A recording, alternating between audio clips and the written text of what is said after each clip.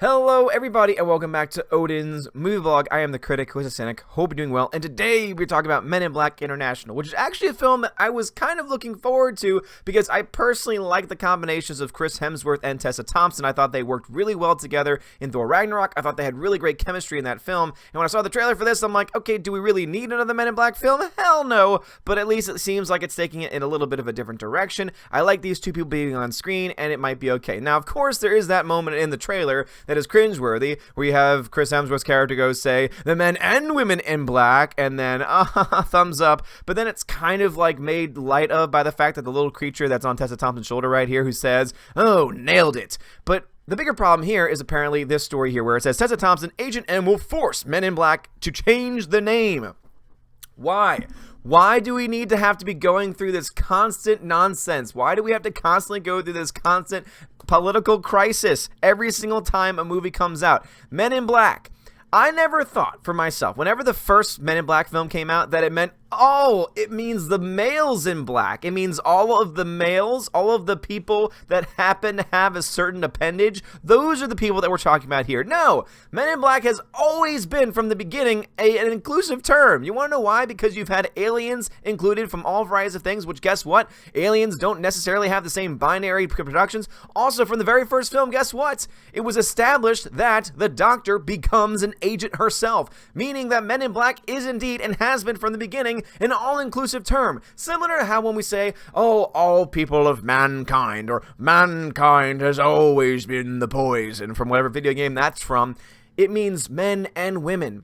There are these terms that oftentimes are seemed or insinuated to be, oh, masculine terms, when in reality they're more gender-neutral terms in the first place. For example, like mankind, like the world of men. When we say the world of men, we don't just mean the world of people with certain appendages attached to themselves. We mean the world of human beings, of human persons. Now, of course, the crazy feminazis will be like, oh no, but that's just a part of the patriarchy. Why is it that, why it's a male-dominated name that has to be the gender inclusive one? Why can't we make up new terms and new names? And I say to them, shut the hell up. Because at the end of the day, all you're going to do is you're going to ruin franchises. And it looks like that's pretty much what they're doing, because Men in Black International already has the Rotten Tomatoes score out. The early results from 42 reviews has this at 31%. 31% of critics like this film.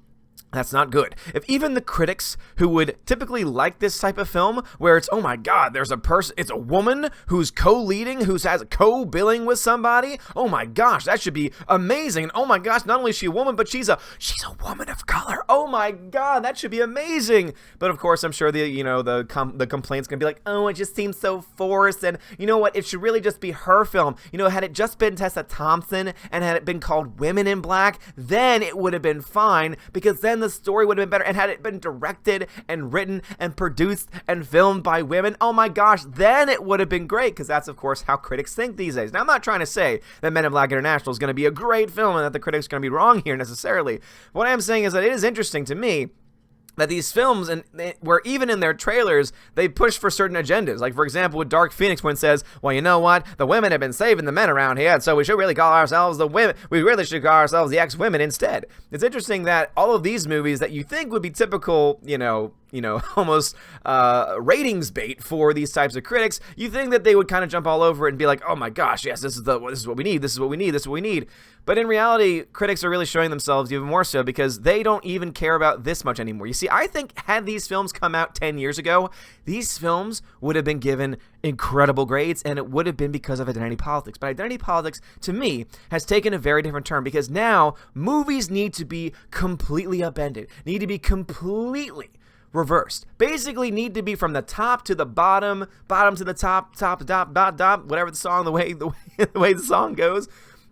Need to be, oh my gosh, it needs to be directed by a woman, it needs to be produced by a woman, it needs to have this person of color, it needs to have this, it needs to have that, it needs that, it needs to be totally represented, every single race, every single creed, every single so-called spectrum of genders, which is total nonsense, needs to be represented on screen all at the same time. Only then can we have true representation on screen, and only then can we truly have an amazing thing. When in reality, it's no. The problem is that you had a film here that had no reason in the first place to be made, and again, this is coming from a guy that was like, oh, you know what, I might want to go see that. I probably will still end up going to see this at some point. Whether I pay to see that allegedly, I don't really know. Whether I paid to see something else instead, I don't know, maybe allegedly. But all I can really say when it comes to this is that all this does is show that audiences don't care about this nonsense. Like, Men in Black International is probably not going to make that much money. I could be totally wrong on that. I haven't really looked at the early projections myself, but if it's anything to look to and to see similar to X-Men Dark Phoenix, which is bombing at the box office, it seems likely that this film would also be in the same way. So really what it comes down to is it comes down to this. It comes down to the fact Men in Black International is a film that nobody wanted. It's a film that obviously was trying to push a certain direction from the very fact that you saw those certain moments and those certain things being pushed in the very beginning, especially with who's the new person at the top, who's the person who's in charge of the international body. Oh my gosh, it happens to be Emma Thompson. It happens to be a woman, which again, does not matter. It would not matter if they weren't trying to push this agenda in the first place. And according to this article here, it says that Agent M will force the name change, and that actually in the film they talk about it, that Emma Thompson and her characters talk about changing the name of the organization. And if that is going to be even just a subplot of this film, that the name is just not gender inclusive, then it's no wonder why this film, in all likelihood, will bomb, because no one wants to be preached to. No one wants to be told that Men in Black means, oh my gosh, it just means if you have a certain appendage, then only then is it for you. That's never what it's meant. That's never what it's been. From the very first movie, they've established that point. But for some reason, these people in Hollywood have no knowledge of history. It's the same people that were propping up Captain Marvel. They were like, oh my god, Captain Marvel, the first time ever a female's led a film. It's like, okay, so you're just forgetting about all the films that have existed all the way back from the time of the 40s and 50s, where women were the leads in the films, let alone the awesome films that we got in the 80s. But of course, that was different. Oh, those, they were being used. They were being over-sexualized, and so we can't count those now. We need newer films, and it can never be good enough. It'll never be good enough, and that's the reason why Hollywood, in the end, will continue to suck. That is why you're starting to see every single year a constricting and a contracting of the overall box office, because people don't want to waste money on films that are forgettable. People don't want to waste money on films that don't matter, that don't mean anything, that don't need to exist in the first place. And it looks like with Men in Black International, we have yet again one another of those films, and it looks like they're trying to push of identity politics might be the reason for that. As I said before, it's interesting that the critics are kind of hating on this film, but then it's also not, because remember that critics are a very fickle bunch, that they will push and support and they will throw to the moon films that really push and really dive into that identitarian mindset. But if you just tiptoe around it, if you just play around with it a little bit, but you still keep your basic patriarchal constructs in place, oh no, we can't have that. And that's where the critics are most likely than not going to actually attack a film, because guess what? Critics don't really care about whether a film is good or bad anymore. It all matters about whether or not it's, whether it's woke or not. So guys, what are y'all's thoughts about this? Do you think that Men in Black is going to be a box office bomb similar to X-Men Dark Phoenix, especially based on these early review scores? But also too, do you think that Tessa Thompson's words here, telling us that Agent M is going to try and push the thing here, trying to push the envelope, trying to talk to Emma Thompson's character, saying, hey, Men in Black, is this a name that should be changed? And also at the very end there, they say, yeah, if more movies happen, maybe we need to start looking forward to this. Thompson's comments are eerily similar to Marvel Studios producer Victoria Alonso, who stated that the name X-Men is outdated. Outdated. Oh my gosh. Terms that are, in and of their essence, all-inclusive. Because ever since X-Men existed, guess what? X-Men has included both men and women.